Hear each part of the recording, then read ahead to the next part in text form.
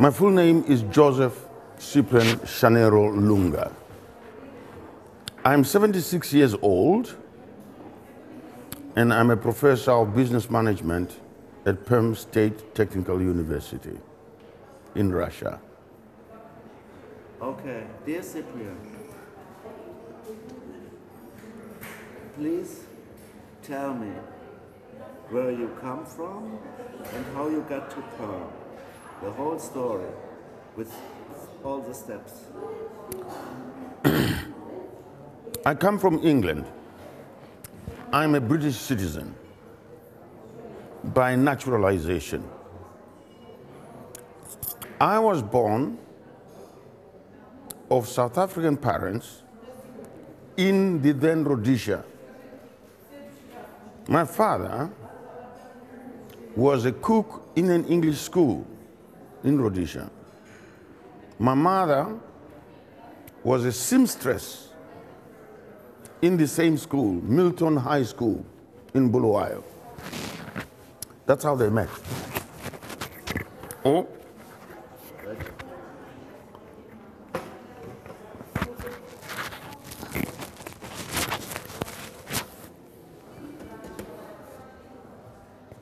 Okay, go on. And after that, of course, they got married. They had four or five children whilst they were in Bulawayo in their professions or occupations. But they realized that they could not support their family with their education. My mother was a daughter of what is called the pioneer column from Cape Town. Because my grandfather, her parents, came to the then Rhodesian being a lead boy for oxen, which were pulling wagons, Cecil Rhodes wagons, from Cape Town. And that's what my grandfather did. And when they were settled, my grandfather was settled in the then Rhodesia, around Bulawayo. My grandfather was pensioned with a piece of land around an area now called Shurugwe, Aberfoyle Farm. It was a very fertile farm and everything. So he invited my father and my mother to come and settle there and earn a better living farming, which they did. I was the second child to be born on this farm, Aberfoyle Farm. We stayed there. I think we prospered. We had cattle, we had pigs, and everything. My brothers were educated, and all of them had education, which was fundamental of all of us. And then you got to explain how you got to England.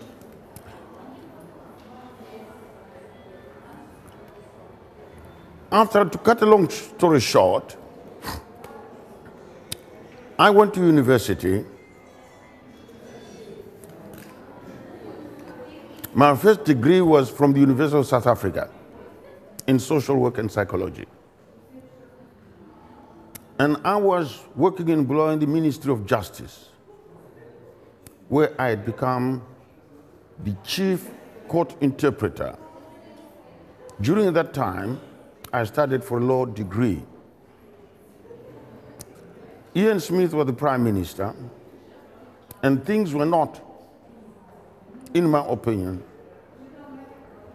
good in the then Rhodesia. I then left a very good job in 1977 and went to England to further my education in law. I studied at Christleton College in Chester, the city, for 1 year. Then I found a job in Birmingham in the social services, where I worked first as a residential social worker for children in need. Then in the city as a social worker and became a social work manager. During this time, I studied for a course in public administration management and got my MBA in 1982. After that, I applied for a job in Kent as a director of children's homes. And it was then that I began to understand the problems of children's needs. I worked there for 8 years, but my understanding of needs of children had to be expanded. I decided to travel to Russia in 1982 to come and study how children and elderly people were provided with services. That's why I came here in 1982 for 4 weeks. I traveled Moscow, Leningrad, Latvia, Nizhny Novgorod, of course, seeing the wonderful buildings and structures which are in Russia, which impressed me quite a lot. After that, whilst I was still in Russia, our guides and other people said, right, let's go and visit Catherine's palace. Some people said, yes, you can go there. I said, no. I want to go to this old people's home, which I've heard about, which has got children and elderly people living together. Because I understood they had a special arrangement, which I did, but my guides and advisors could not understand me, why I didn't want to go and see how the Tsarina lived. Make one break.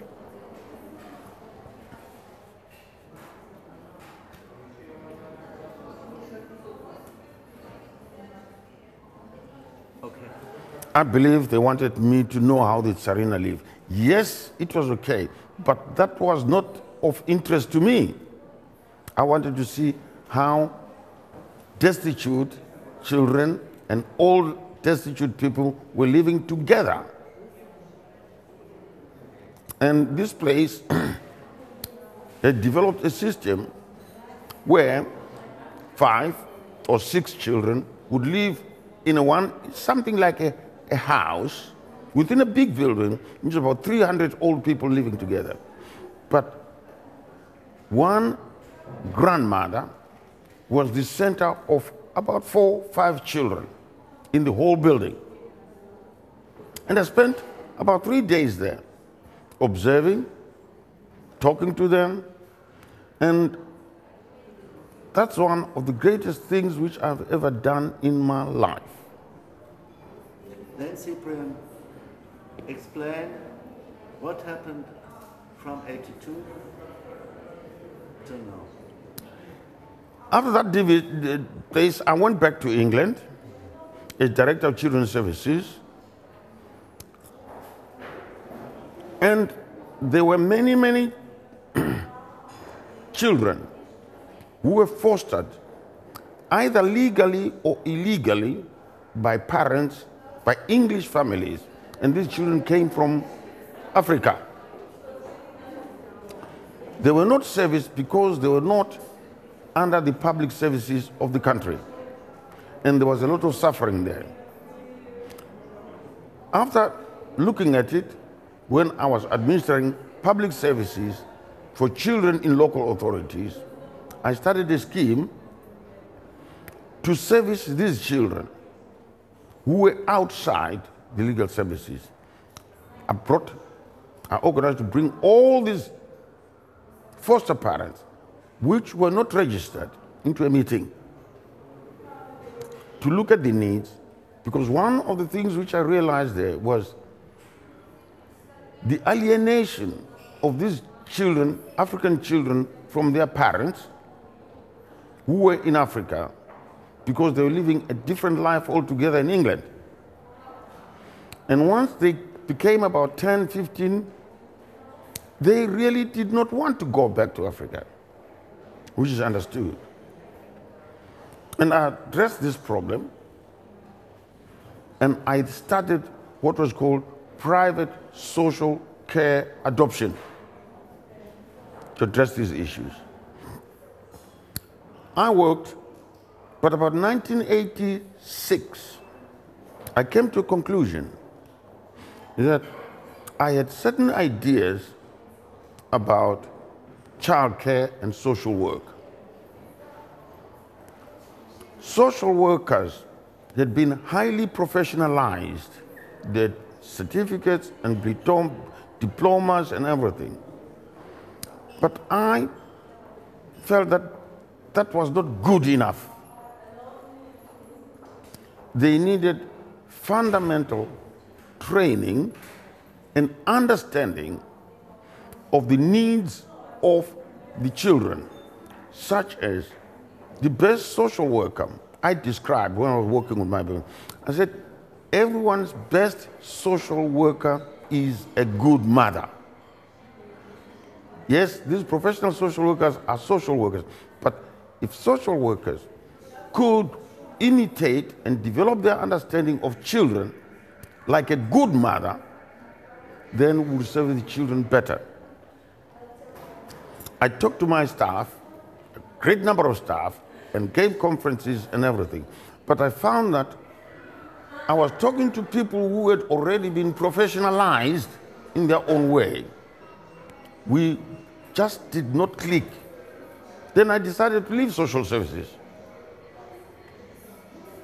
and go to university and catch social workers when they were young to teach them at university.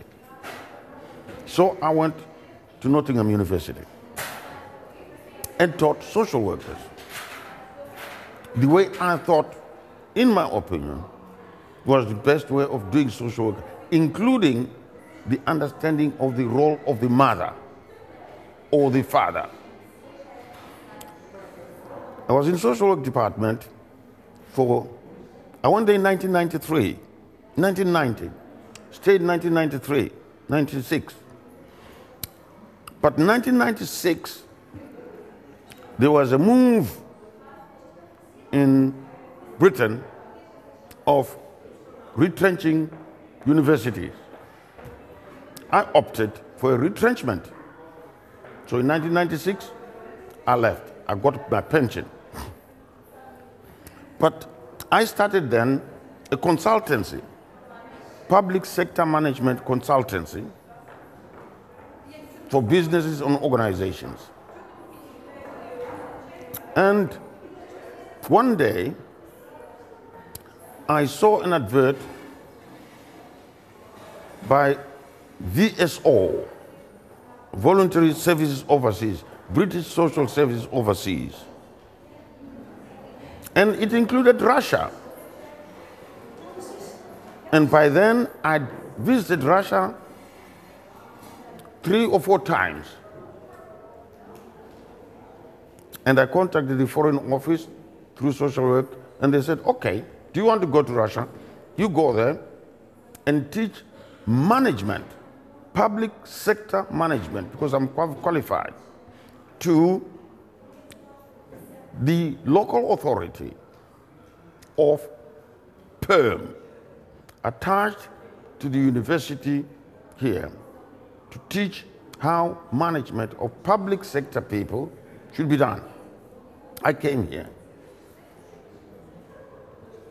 I did my 2 years, but after 2 years, it dawned on me that teaching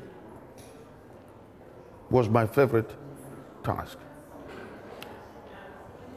Developing an understanding of human services needs was really what made me happy. I want to mention that I came here with a British pension. I'm not working for money in Russia. I'm working for a cause. The cause to improve human situations. I then was asked by the governor of Perm to run management courses for different sections of the local authority, which I did. And the university said, okay, we want you to teach management in our university. I said, okay. My time had expired, 2 years. I had to go back to England. But I liked it in Russia. They liked me. I continued. I said, right, my time is gone, but I'll extend my stay. I extended my stay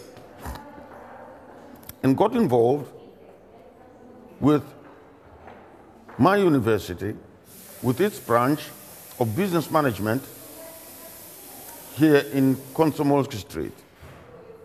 And I've been teaching that ever since.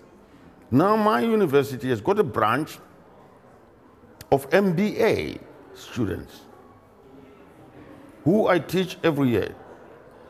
And at the university, I'm teaching business communication, which is essential. Yes, it's called business communication, but I would prefer to call it human communication. Cyprian, you have to say one time how long you are in Perm. And listen, I will ask you now a question, and maybe in this question you can say it.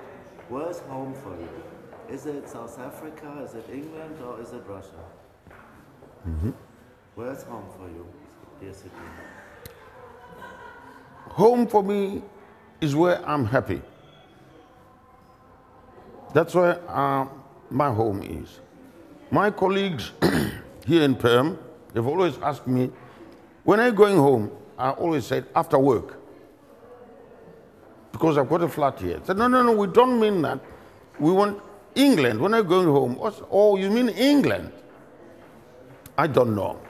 It could be next year, it could be when I'll go. But England, emotionally, is what I would call England is my nationality base. Perm is my home. Cyprian, explain what do you think is the difference of life in South Africa, England and Perm? Human beings are human beings. There is no difference in a person happy in South Africa, in England, in Russia, as long as that person is happy where they are. Happiness is your happiness where you are. Cyprian, describe your personal family situation in Perm.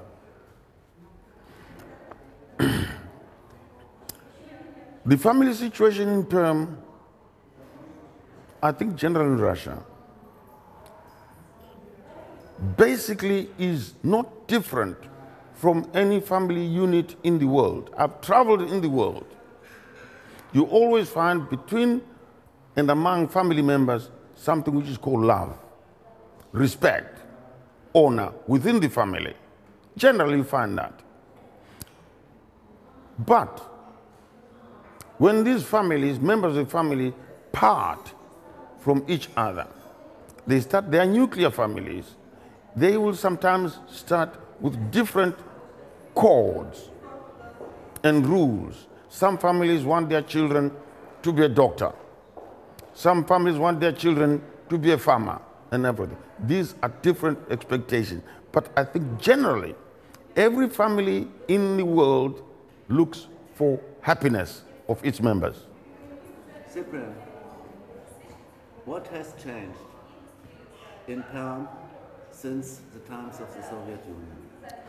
I cannot talk about the times of Soviet Union in Perm because I never came to Perm during that time.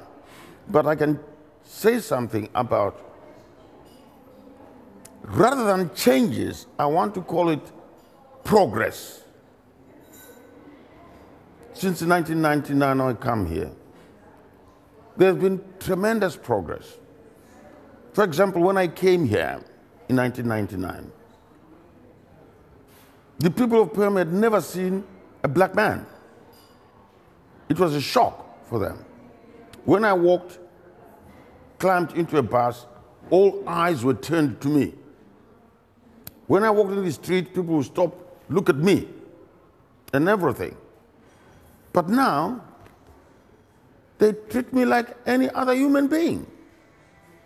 Especially because of my involvement, public involvement. Almost everybody in Perm knows me because I'm publicly involved. They know me. And when I was getting into the bus, queuing for the bus, and one elderly gentleman, must have been about 50, 60, he stopped everybody to come in the bus and he said, our visitor must go in first, which was nice, warm.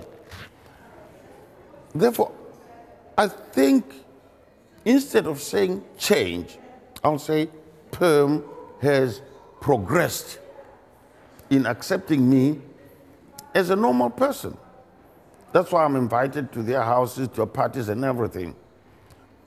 I remember 2 years ago, I went to a meeting with fellow colleagues.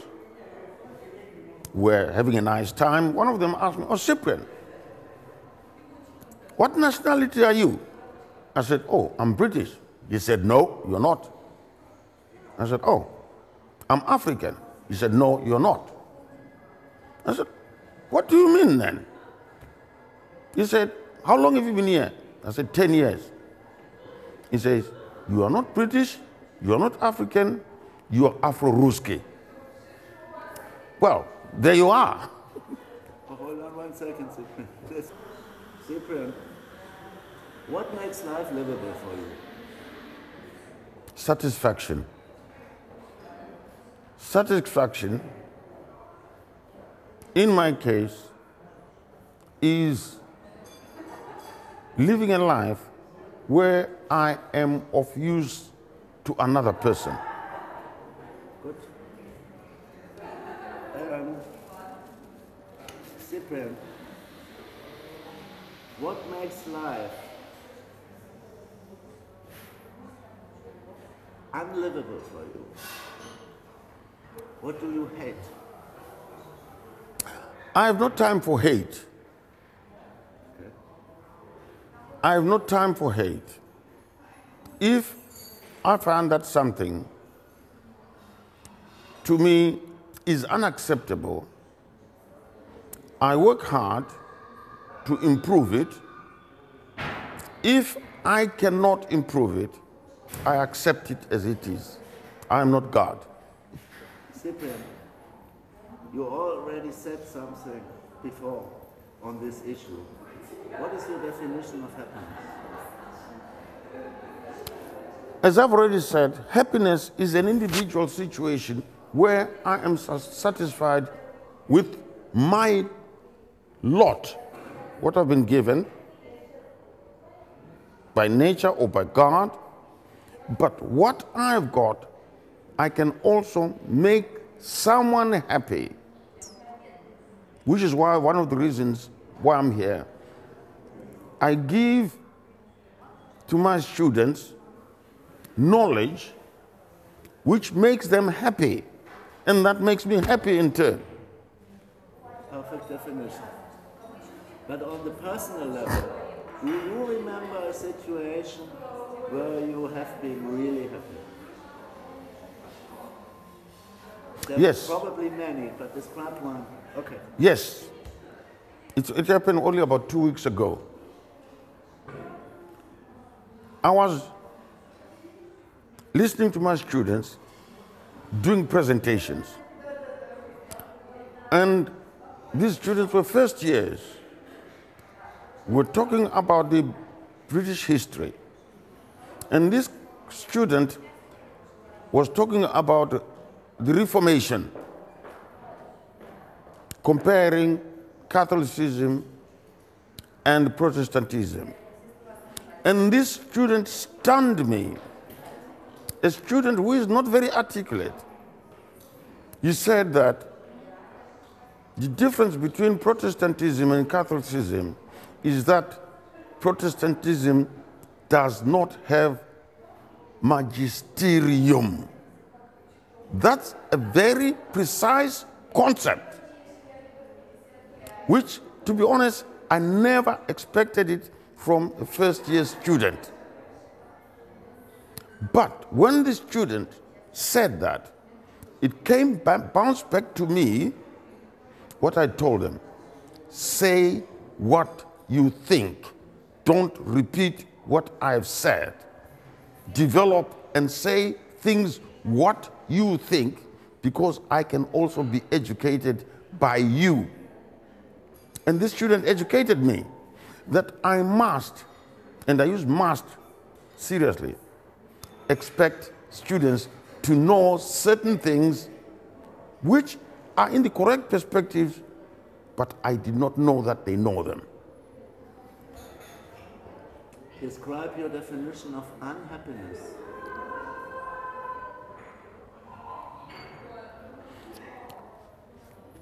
I cannot describe unhappiness relating to me, because I find that every situation which is not working, I'm not calling unhappiness, which is not working for me, I can do something for it to work. If it works, then I'm happy. Describe a moment where you felt unhappy or sad.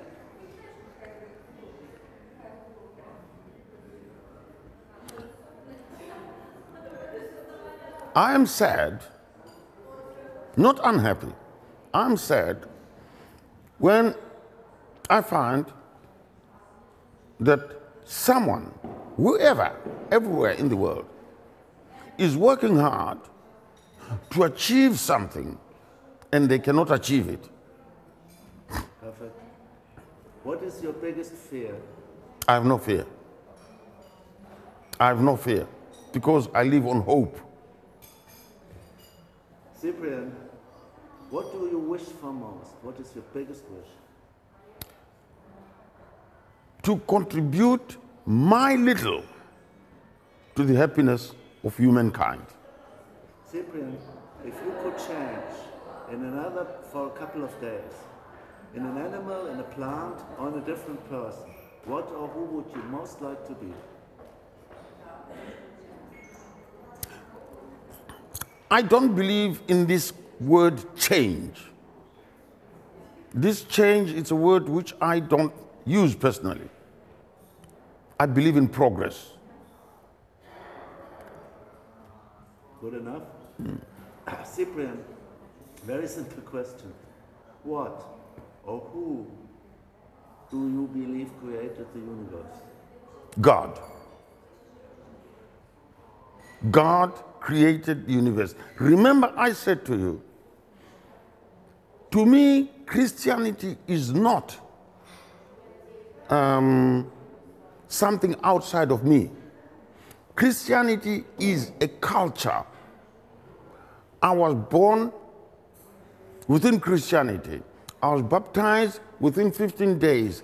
I have lived Christianity right through my life. I cannot reject God and remain being myself. Cyprian, what is your expectation after death? What comes after death? Heaven. Or purgatory. Cyprian, the people who sees this in the museum, What is your message to these people? I can stop and you can think it over, or do you want to say it right away? What is your message to the audience, to the people who see this? What do you want to say to them? Identify what you want to contribute to humanity in the world and do it.